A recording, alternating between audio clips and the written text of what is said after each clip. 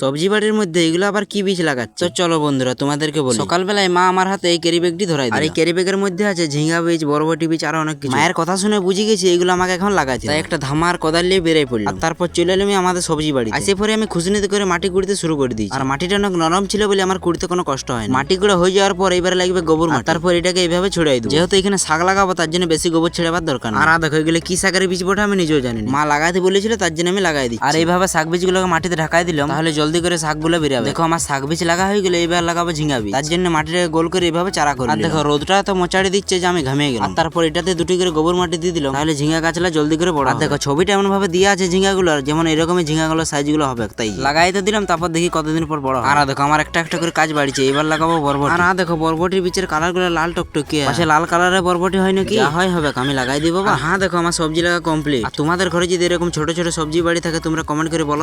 শোনো তোমার নামটাও কমেন্ট করে বলি যাবে। আর ভিডিওটি ভালো লাগলে চ্যানেলটিকে সাবস্ক্রাইব করে দিবে।